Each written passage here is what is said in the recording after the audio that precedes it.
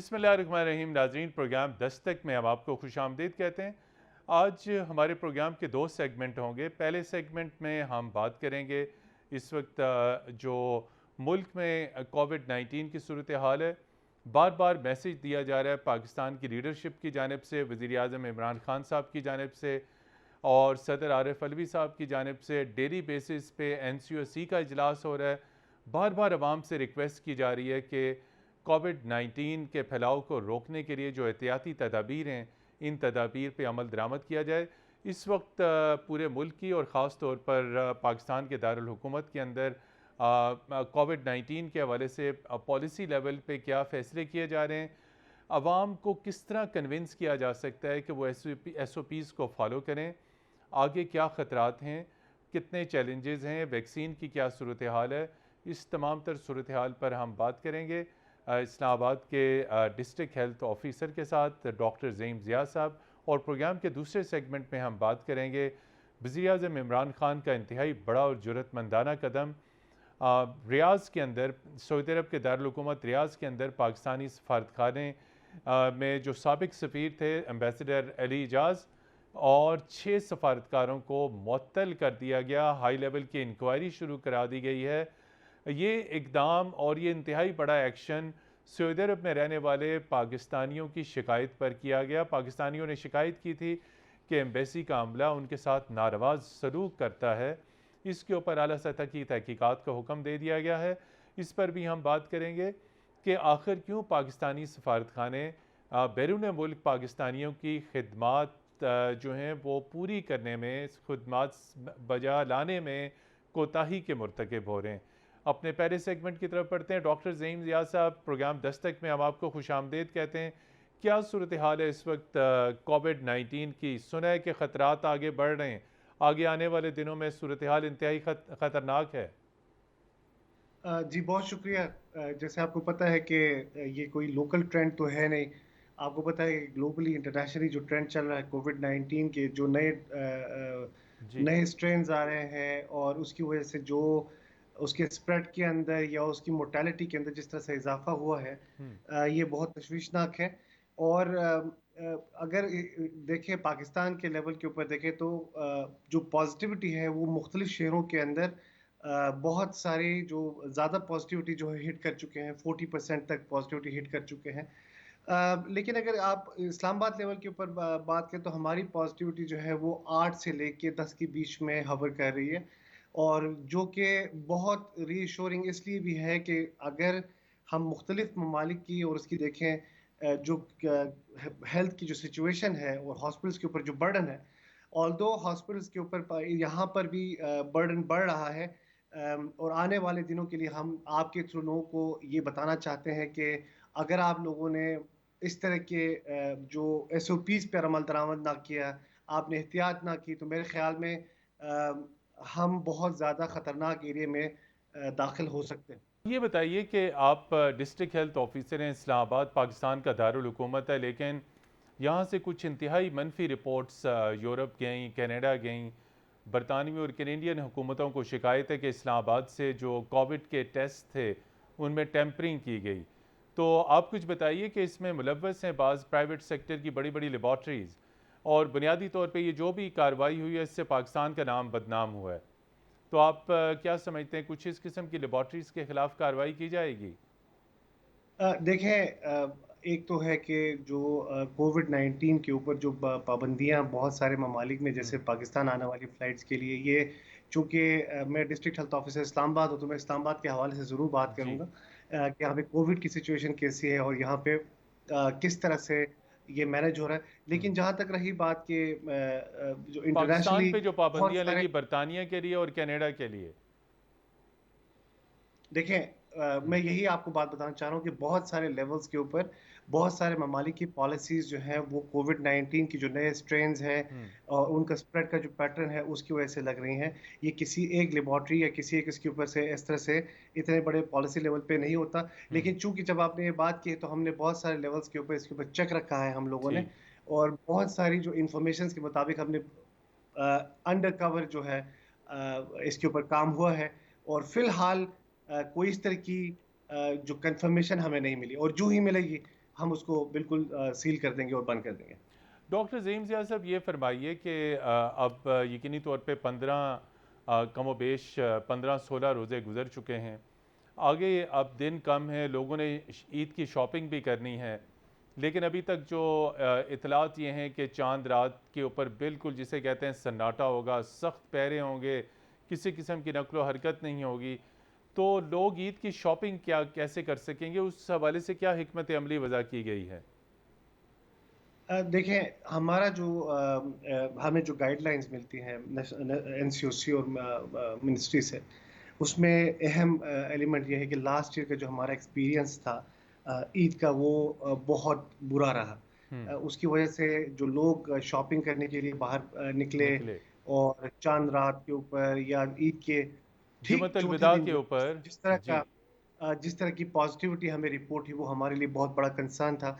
इसलिए इस मर्तबा इन्हीं गाइडलाइंस के मुताबिक जो है बहुत सख्ती बरती जाएगी। और हुँ, हम हर चीज़ के ऊपर सख्ती बरतनी ज़रूरी नहीं होती। मेरे ख्याल हुँ, में लोगों को इस बात का अंदाज़ा होना चाहिए कि उनके लिए कौन सी चीज़ बुरी है और कौन सी चीज़ सही है। और हुँ, उनके बड़े जो घर पे हैं, जो बच्चे हैं, जो अदरवाइज़ जवान हैं, मेरे ख्याल में उनको खुद भी इस बात का एहसास होना चाहिए कि हमारे कुछ रवैये, हर चीज़ को इम्पोज़ नहीं किया जाना चाहिए, हुँ, फ्रैंकली। अगर ये कहा जाए कि ये हालत ठीक नहीं है, लिहाज़ा आप लोग अवॉइड करें, तो हुँ, मेरे ख़्याल को लोगों को इस बात को वॉलंटरीली भी अवॉइड करना चाहिए, अपनी बेहतरी के लिए, अपने जो बड़े हैं उनकी बेहतरी के लिए। हुँ, क्योंकि देखिए, सेहत बहुत अहम है। जी। और ये जो ईद, शॉपिंग, ये बहुत सारी चीज़ें जो है ना बाद में भी आती रहेंगी। हुँ, हुँ, लिहाज़ा जान बहुत ज़रूरी है। और वो जो आपके रिश्तेदार हैं, जो आपके चाहने वाले, जो आप जिनसे आप मोहब्बत करते हैं, हुँ, उनकी ज़िंदगी इससे कई गुना अहम है कि हुँ, आप लोग ये ज़रूर देखें कि आप लोगों की 1-2 लापरवाहियों की वजह से उनके ऊपर कितनी एक मुश्किल पड़ सकती है उनके लिए। और उसके नतीजे में आपके ऊपर जो मसाइल आ सकते हैं, घर में बड़े होते हैं, उनसे उनसे महरूम होना, ये एक बहुत बड़ा अलमिया है। हुँ। ये बताइए कि इस ये वक्त बताइए। तालीमी इदारों में क्या सूरत हाल है? कुछ तालीमी इदारे ख़ास तौर पर इंटरमीडिएट लेवल पे ओ और ए लेवल के लिए खोले गए थे, कुछ बोर्ड के एग्ज़ामिनेशंस के लिए खोले गए थे, अगरचे कि वो तमाम तर जो हैं वो उनके एग्ज़ाम्स मुलतवी कर दिए गए हैं। फ्यूचर में आप क्या स्ट्रेटजी आप बनाएंगे? चूँकि प्राइवेट स्कूल्स की जानिब से यकीनी तौर पे डिस्ट्रिक्ट हेल्थ अथॉरिटीज़ पे भी, डिस्ट्रिक्ट एडमिनिस्ट्रेशन के ऊपर भी, निजी इदारों की जानिब से यकीनी तौर पे बहुत प्रेशर है कि निजी तालीमी इदारे किसी न किसी सूरत में खोले जाएँ। तो इस हवाले से क्या स्ट्रेटजी है? देखिए, जैसे आपने खुद बताया कि स्कूल जो है वो तमाम बंद कर दिए बंद जा हैं, चुके हैं। और एग्ज़ाम ये मुलतवी हो अहम चुके हैं। हुँ, बिल्कुल। और उस वक़्त जब ये आप देखें कि एक ख़ास हद तक जब पॉज़िटिविटी बढ़ती है, उस एरिया के अंदर जो है वो लॉकडाउन लगाने की भी हुँ। गाइडलाइंस हमें प्रोवाइड कर दी गई हैं एनसीओसी की तरफ से। और ये बहुत अहम इसलिए भी है कि मेरे ख़्याल मुकम्मल में लॉकडाउन होगा, स्मार्ट जहाँ पर लॉकडाउन नहीं होगा। पॉज़िटिविटी एक एक हद से अगर बढ़ गई, तो वहाँ पर ये पॉसिबिलिटीज़ जो है वो रूल आउट नहीं किए जा सकते। ठीक। इसलिए स्कूल्स के अंदर देखें, स्कूल्स जो है उनकी पॉज़िटिव बच्चों का जो जो स्प्रेड में जो रोल होता है वो बहुत अहम होता है। और बहुत सारे लेवल्स पे जब हम ये अपना डेटा शेयर करते हैं वफाकी वज़ारत सेहत से कोविड-19 के हवाले से, उसमें एक एलिमेंट जो है, हमने बहुत दफ़ा इसके ऊपर बात बात भी की है कि जो बच्चों के इन्फेक्ट होने का जो अमल है वो कोई हुँ, नया अमल नहीं है। हुँ, हुँ, ये बच्चे शुरू से इन्फेक्ट होते रहे हैं और अभी तक यू नो पेंडेमिक जब से शुरू हुआ तब से अब तक जो है वो 7,500 के करीब बच्चे पॉजिटिव आ चुके हैं। हुँ, और इनकी इनके इनका एक अहम ये है कि इनकी जो मोर्टालिटी है वो हुँ, बहुत बहुत बहुत कम है। हुँ। मतलब रेयर मोर्टालिटीज हैं। लेकिन इसका मतलब ये नहीं है कि आप इसे वो स्प्रेड नज़रअंदाज नहीं कर होगा। दें। हुँ, बिल्कुल, वो क्योंकि स्प्रेड का एक ज़रिया भी बन सकते हैं, इसलिए स्कूल्स के ऊपर वफाकी जो हुकूमत है या फिर वफाक के अंदर हुँ। इसके ऊपर शदीद तरीके से के फैसले किए गए। और उसी को मद्देनज़र रखते हुए बहुत सारे एग्ज़ाम जो होने थे उनको भी मुलतवी कर दिए गए। ये बताइए इस वक्त वैक्सीनेशन का अमल जारी है। अब 40 साल से ज़ायद उम्र के जो अफराद हैं उनकी भी रजिस्ट्रेशन की जा रही है। आप समझते हैं कि वैक्सीनेशन जो अवेलेबल है इस वक्त, जो वैक्सीन अवेलेबल है, वो इस वैक्सीनेशन प्रोसेस में जिसे कहते हैं वो पूरी हो जाएगी या कुछ किल्लत आप देख रहे हैं? देखें, हमारे पास अभी तक जो हमने किए हैं बहुत सारे लोगों को वैक्सीनेट किए, इस्लामाबाद की हद तक मैं बात कर रहा हुँ, बता रहा हूँ। हमें किसी किस्म की वैक्सीन की कोई कमी नहीं है, चूँकि आप हुँ। देखें जूँ-जूँ वक़्त के साथ-साथ लोग जो उम्र की जो वो ब्रैकेट है वो नीचे आती जा रही है। ब्रैकेट है वो नीचे आती जा रही है और हुँ, हमें उसी हिसाब से सप्लाईज़ मिलती जा रही हैं। और सप्लाई एंड डिमांड का कोई मिसमैच नहीं है और हुँ, अभी तक कोई इस तरह की चीज़ रिपोर्ट नहीं हो और मैं आपके थ्रू ये लोगों को ये ज़रूर बताऊँ कि हमें बहुत सारे लोग ये बात कहते हैं कि हमारे बड़े हैं घर में, वो नहीं मान रहे हैं, हुँ, हम उनको नहीं करवा सकते, नहीं ला सकते। ये बहुत अहम बात है कि लोगों को अपने एल्डर्स को वैक्सीनेट कराना चाहिए क्योंकि अगर ऐसा नहीं होगा तो ये उनकी कोताही होगी। हुँ, हुँ, हमारे वैक्सीनेशन सेंटर्स जो है वॉक इन के लिए खुले हैं। हम किसी भी तरह से बहुत एक छोटा-सा जो लोग हमें शिकायत करते हैं वो हुँ, वेटिंग का करते हैं। पूरी दुनिया में एक यूनिवर्सल फैक्टर है। इंतज़ार वेट करना करना, ही करना है। हाँ। इंतज़ार करना ही करना है क्योंकि हुँ, अगर 1000 लोग एक सेंटर में आ रहे हैं तो आप 999 लोग जब तक फ़ारिग नहीं होते हज़ारों को वेट करना पड़ेगा और हमारे लिए सब लोग अहम हैं। चूँकि हमारी सर्विसेज़ जो है वो लोगों के लिए हैं और सारे एल्डर्स हैं तो मेरे ख़्याल में जिनके घरों में 60 साल से ऊपर स्पेसिफिकली लोग हैं वो ज़रूर अपने एल्डर्स को वैक्सीनेट कराएँ और वहाँ यहाँ वैक्सीनेशन के ऊपर वैक्सीन की क्वांटिटी में कोई कमी है और ना ही वैक्सीन के लगने में कोई डिले आता है।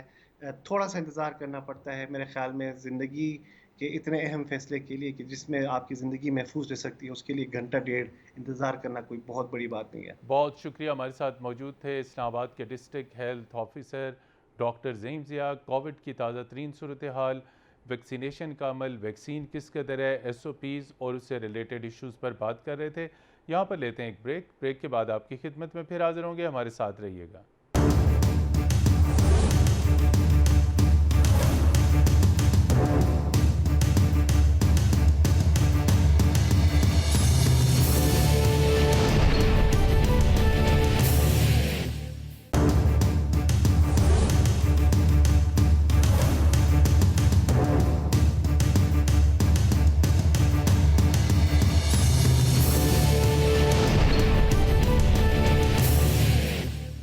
जी नाज़रीन, प्रोग्राम दस्तक में एक मरतबा फिर खुश आमदीद।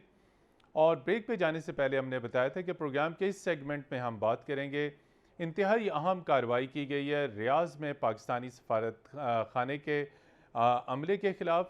और बुनियादी तौर पे ये कार्रवाई पाकिस्तानियों की शिकायत के नतीजे में की गई है। हाल ही में सुबकदोश होने वाले एम्बेसडर राजा अली एजाज को मुअत्तल कर दिया गया है। आला तरीन सतह पर तहकीकात का हुक्म दे दिया गया है। 6 सफारतकारों को मुअत्तल करके उन्हें पाकिस्तान वापस बुला लिया गया है। इस इशू पर बात करने के लिए हमारे साथ मौजूद हैं रियाज में पाकिस्तानी कम्युनिटी लीडर हैं राना मोहम्मद खालिद साहब। राना मोहम्मद खालिद साहब, प्रोग्राम दस्तक में हम आपको खुशामदीद कहते हैं। और इनके साथ ही रियाज से ही हमारे साथ मौजूद हैं सीनियर सहाफ़ी और तज्ज़ियाकार मुबशर अनवार साहब। मुबशर अनवार साहब, प्रोग्राम दस्तक में खुशामदीद। और नाज़रीन, हमारे साथ मौजूद हैं साबिक एम्बेसडर गालिब इकबाल साहब। मुतअद्दिद ममालिक में इन्होंने खिदमात सर अंजाम दी। ये जो इशू है कौंसलर सर्विसेज का, इसकी बर रास्त निगरानी भी करते रहे, चीफ ऑफ प्रोटोकॉल भी रहे, इंतहाई अहम अहदों पर भी रहे और मुख्तलिफ पाकिस्तानी प्राइम मिनिस्टर्स और प्रेसिडेंट के साथ बाहर दौरों पर भी तशरीफ़ ले जाते रहे, जहाँ पर पाकिस्तानी कम्यूनिटी के साथ क्लोज इंटरेक्शन, उनके इश्यूज़, उनके मसाइल के ऊपर भी इनकी गहरी नज़र रही। एम्बेसडर गालिब इकबाल साहब, बहुत शुक्रिया आपका। जी, शुरू करते हैं। एम्बेसडर गालिब इकबाल साहब, आप कुछ बताइए कि ये सारी स्टोरी रियाज वाली आपके सामने है, तो आप समझते हैं कि ये जो कार्रवाई की गई है इस्लामाबाद में वज़ीर-ए-आज़म इमरान खान साहब की जानिब से, सुबकदोश होने वाले सफ़ीर राजा अली एजाज को मुअत्तल कर दिया गया है, 6 दीगर सफारतकार मुअत्तल कर दिए गए हैं।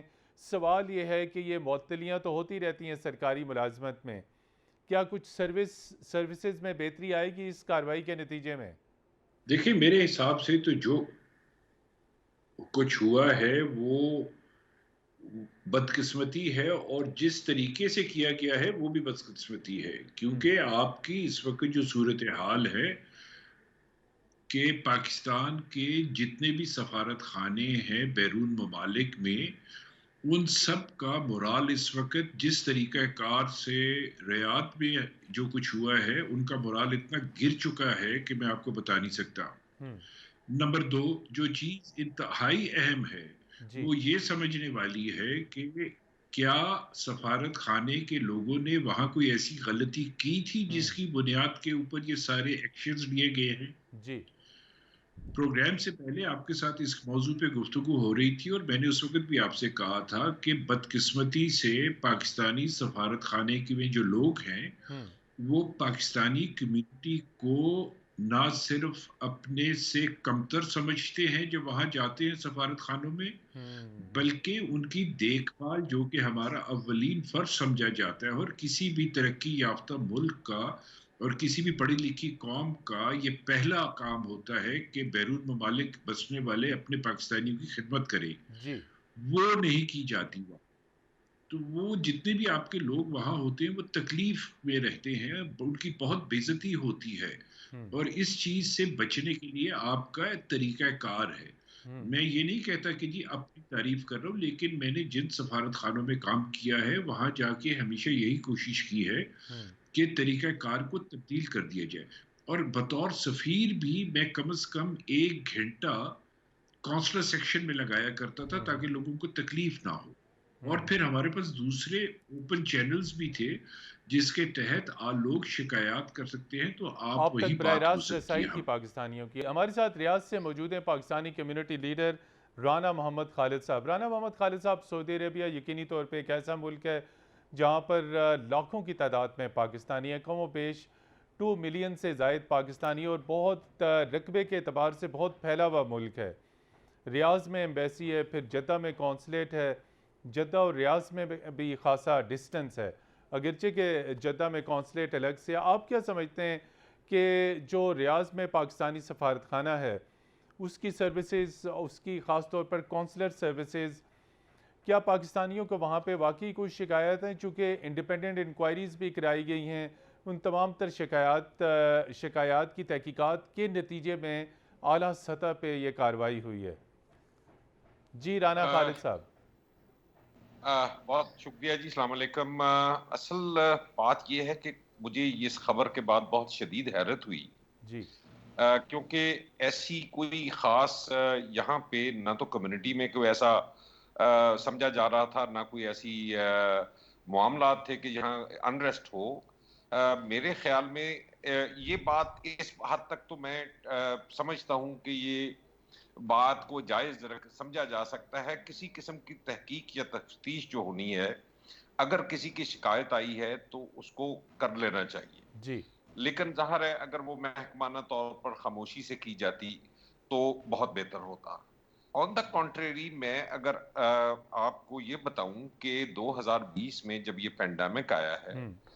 तो मामूल के जो तैनाती यहाँ पे हैं हम्म। उसमें गैर मामूली हालात आए, और इस गैर हम्म। मामूली हालात में इस सफारत खाने ने और सफीर अली इजाज साहब हम्म। ने और उनके जो कोलीग्स थे सारे, खास तौर पे हम्म। कम्युनिटी वेलफेयर अटैचीज, उन्होंने अपनी बसात से बढ़कर हम्म।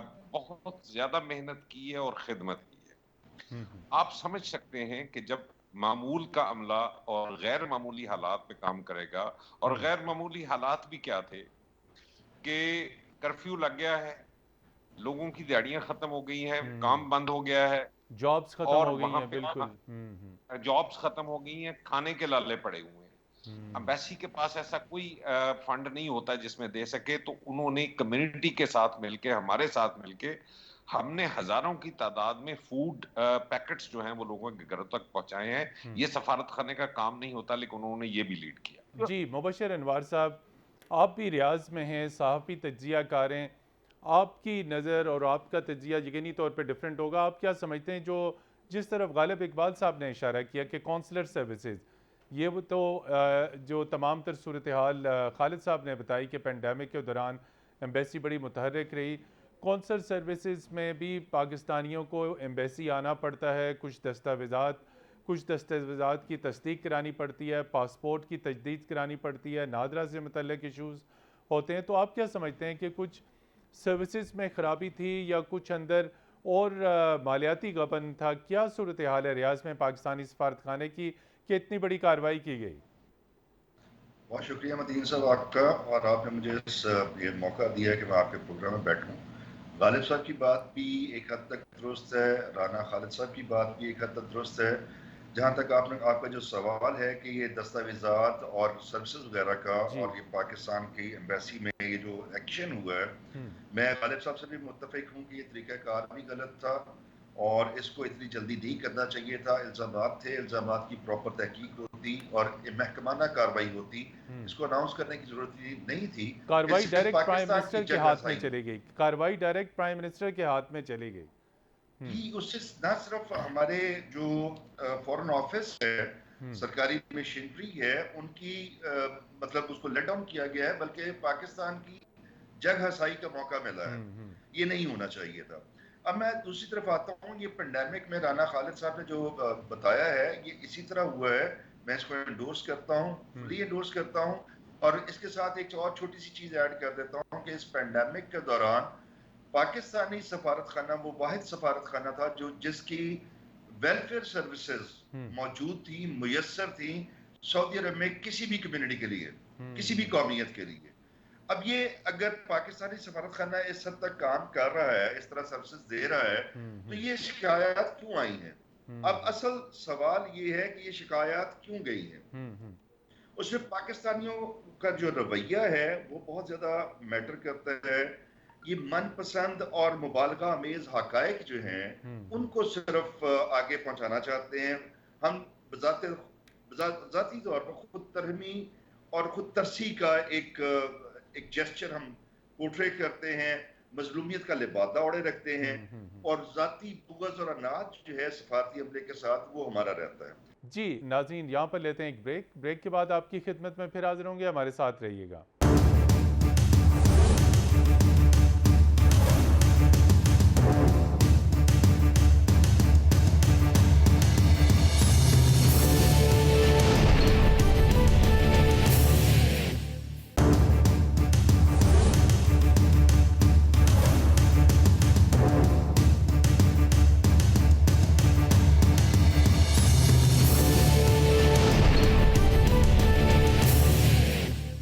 जी नाज़रीन, प्रोग्राम दस्तक में एक मरतबा फिर खुश आमदीद। और हम बात कर रहे हैं वज़ीर आज़म इमरान खान की जानिब से इंतहाई इकदाम उठाया गया। रियाज़ में पाकिस्तानी सफारतखाने में तैनात 6 सफारतकारों को फौरी तौर पर वापस बुलाना और सुबकदोश होने वाले सफ़ीर अली एजाज को मुअत्तल करना, ये इंतहाई बड़ी कार्रवाई समझी जा रही है। वज़ारत ख़ारजा की हालिया तारीख में एम्बेसडर गालिब इकबाल साहब, तहकीकात तो कुछ तहकीकात हुई हैं तब ये कार्रवाई की गई। आप खुल के बताइए कि वज़ारत ख़ारजा में जब ये केसेस आते हैं पूरी दुनिया से, आप इटली में भी रहे, टोरंटो में भी रहे, फिर मैंने जैसे कि कहा कि आप पाकिस्तानी पॉलिटिकल लीडरशिप के साथ ट्रेवल भी करते रहे, डिप्लोमेट्स के ख़िलाफ़ जब शिकायत आती हैं तो उन्हें दबा दिया जाता है, तो तभी तो ये चीज़ें बराह रास्त वज़ीर आज़म तक पहुँची हैं। नहीं, मेरा नहीं ख्याल जी दबा दिया जाता है, क्योंकि इस चीज़ को समझने के लिए ना मैं बहुत गहराई में जाने की ज़रूरत है। ये एक बहुत सेंसिटिव सब्जेक्ट है। जी सबसे पहले तो मैं ये कहूँगा कि जिस तरीके से हम लोगों ने अपने पायलट्स के लाइसेंस का मामला उससे भी है जगह और साई बेड़ा हुई, गर्क करा दिया है उससे भी अपनी बहुत जगह इंडस्ट्री साई का, हुई। उसी तरीके से हम लोगों ने वजारत खारजा की जो मोराल है इस बुरी तरह गिराया है कि जो काम करने वाले हैं वो भी परेशान हो गए हैं। नंबर 2, जी आपको इस वक्त नए हालात के तहत वजारत खारजा में जो आपके अफसरान ट्रेनिंग के लिए आते हैं, मेरे ख्याल में बेहद ज़रूरी है कि उनको पब्लिक डीलिंग की वो ट्रेनिंग दी जाए कि जो कॉरपोरेट सेक्टर दे रहा है, ताकि उनका तरीका कार मुख्तलिफ हो जाए। जब वो आप पब्लिक डीलिंग कर रहे होते हैं तो आपका जो रोल है वो बॉस का और सबॉर्डिनेट का नहीं है, वो आपकी एक सर्विस प्रोवाइड खिदमतकार का है, करनी है, वो बिल्कुल आपके क्लाइंट है। जी जी, खिदमतकार। दूसरी चीज ये है कि जब आपने नेगोशिएशंस करनी है तो आपने बराबरी की बुनियाद पे उस मुल्क के लोगों के साथ करनी है, दूसरी टीम्स के साथ करनी है, दूसरे डेलीगेशंस के साथ करनी है। जब आपने बिजनेसमैन के साथ बात करनी है तो आपने एक और तरीके से काम लबो लहजा करना है। मुख्तलिफ होगा, सो बिल्कुल। आपका बॉस और सबॉर्डिनेट का रिश्ता जो है वो सिर्फ सफारत खाने के बकिया अफसरान और मातहत अमले के साथ होता है। बाकी आपके मुख्तलिफ रोल्स हैं, इन रोल्स में आप किस हद तक कामयाब होते हैं और किस हद तक आपने ट्रेनिंग ली हुई है वो ज़रूरी है। लेकिन इस चीज़ की तहकीकात करने के लिए बेहद ज़रूरी है कि आप ये देखें कि शिकायत हुई कहाँ से है हम्म। और किसने शिकायत की है और शिकायत की नौइयत क्या थी। शिकायत के उसके ओरिजिन तक ऊपर जाया जाए, आप बिल्कुल। हम्म। प्राइम मिनिस्टर के दफ्तर से इंस्ट्रक्शंस इशू हो रही है कि आप ये काम करें। मेरे ख्याल में सेक्रेटरी खारजा, वजीर खारजा और वजारत खारजा जो है ये इस चीज़ के अहल हैं कि वजीर आज़म की एहकामात। ज़बानी जो अहकामात है उनके ऊपर भी यही एक्शंस लेंगे। लेकिन ऐसे लेते हुए वो अपने सफारत खानों को पूरी दुनिया में बदनाम नहीं हम कर सकते। लेकिन इसका एक डेटरेंट इफेक्ट जरूर हुआ है, वो ये है कि दूसरे सफारत खाने बहुत मोहतात हो जाएंगे। बिल्कुल राना सो खालिद आप साहब, सब ये सब दीगर चीजों को सफारत। मद्देनजर रखते जी जी गालिब साहब। आपको ये चीज की जरूरत है कि के कम्युनिटी में जो लोग हैं उनकी सोच का धारा क्या है, सफारत खाना जो है उसकी सोच का धारा क्या है, और वो दोनों कहीं कन्वर्ज कर रहे हैं या नहीं कर रहे। अगर नहीं कर रहे तो आपको कन्वर्ज कराने के लिए उनको ट्रेन करने की जरूरत है। जी राना मोहम्मद खालिद साहब, देखिए पाकिस्तानी लेबर क्लास है, चाहे वो यूरोप में चाहे वो गल्फ़ में बहुत बड़ी तादाद में, और ख़ास तौर पर सऊदी अरब में अरबों डॉलर ज़र मुबादला के ज़खायर में आते हैं, और लोग बिजनेसमैन भी हैं, मेहनत मजदूरी भी करते हैं, वाइट कॉलर जॉब्स भी करते हैं। एम्बेसी में साल में कभी एक मरतबा भी आना होता है तो वो तवक्को रखते हैं कि उन्हें बड़े इज़्ज़त एहतराम के साथ उनके साथ पेश आया जाएगा। तो ये प्रिविलेज भी है, ये हक भी है पाकिस्तानियों का। लेकिन जो रिपोर्ट्स आती हैं उसके मुताबिक इस किस्म का रवैया जो है वो उनके साथ नहीं रखा जाता। इंतहाई जिसे कहते हैं नारवा रवैये के साथ पेश आता है एम्बेसी का अमला।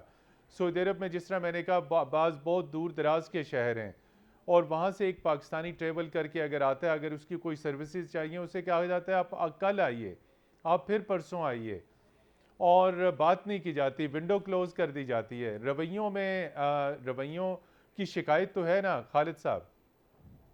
जी, मैं इस सिलसिले में अर्ज करूं, 2-3 पॉइंट मैं सामने रखना चाह रहा हूं। जी एक तो पॉइंट ये है कि एक हमारा जो अमूमी रवैया है हमारी ब्यूरोक्रेसी का, जी वो रूल तो करना है प्रिवेल हमने, वो ये है कि हमने हुक्मरानी करता है जी कि हमारे खातम नहीं है, हुक्मरान है ये।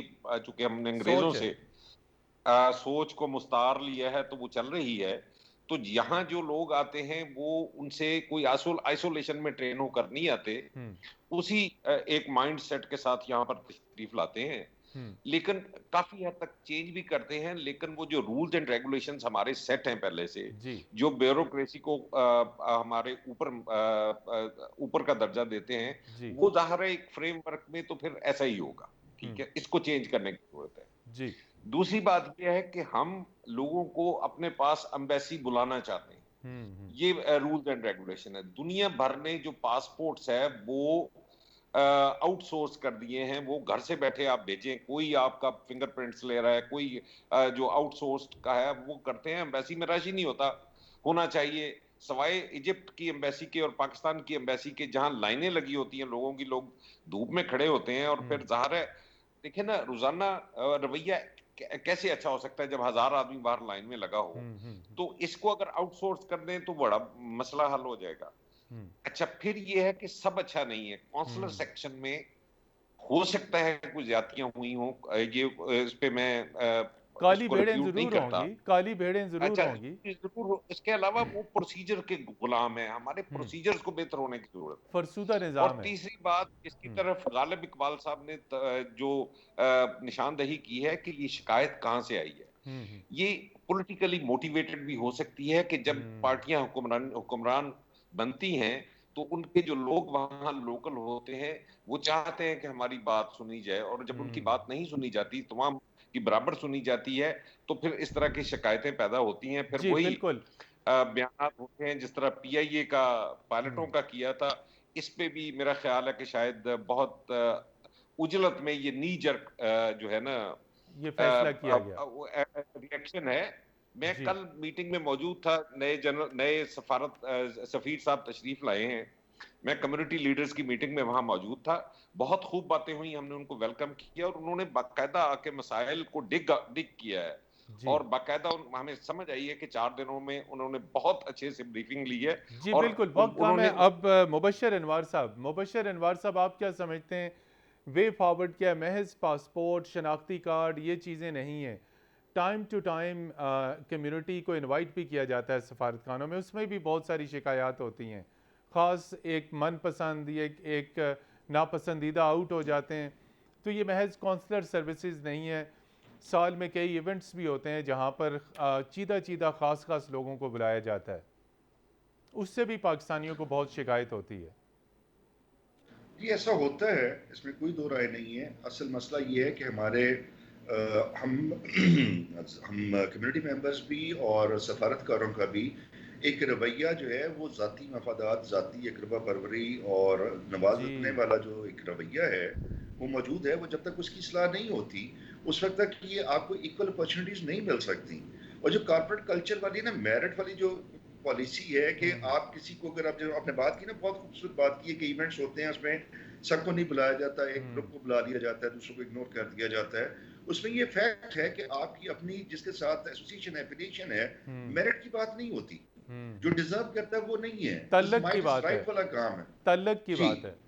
जी, माइट इज राइट वाला बात है कि जिसका है वो उसको मिल जाता है, बाकियों को इग्नोर कर दिया जाता है और उनको लॉलीपॉप भी दे दिया जाता है। कई मरतबा हुआ है, बहुत से लोगों की इस चीज की शिकायत है, लेकिन इसका मदावा नहीं होता। वो गालिब साहब की बात बिल्कुल ठीक है, जो हमारी निज़ाम की कमजोरी को जाहिर कर रहा है कि अभी तक हम उससे अंग्रेज के निज़ाम को लेके चल रहे हैं। हम उससे आज़ाद नहीं हुए ज़हनी तौर पर। हम आज भी उसके गुलाम हैं और उसी गुलामी की जिंदगी को आगे अपने अवाम पर मुसल्लत करना चाहते हैं। कॉर्पोरेट कल्चर दुनिया भर में आ चुका है। जो ब्यूरोक्रेसी है, जो स्टेट मशीनरी है, उसकी इंप्रूवमेंट हो चुकी है। हम वो नहीं करना चाह रहे। उसकी वजह ये है, उसकी दूसरी वजह जो मैं ज़ाती तौर पर समझता हूँ वो ये है कि हुक्मरान अशराफिया जो है उन्होंने इसकी तकर्री, तैनाती और तरक्की जो है वो अपने हाथ में रखी हुई है। जी जब वो सारे इस प्रोसेस से गुजरते हैं तो वो यही प्रोसेस आगे ग्राउंड रूट लेवल पर वो आगे जो है ना वो ट्रांसफर कर रहे हैं। जी जब तक ये चीजें नहीं बदलेंगी उस वक्त तक ये नहीं हो तब्दीली सकता नहीं आ कि सकती। बिल्कुल, बहुत शुक्रिया। और सिर्फ चंद सेकंड है गालिब इकबाल साहब, वे फॉरवर्ड क्या है?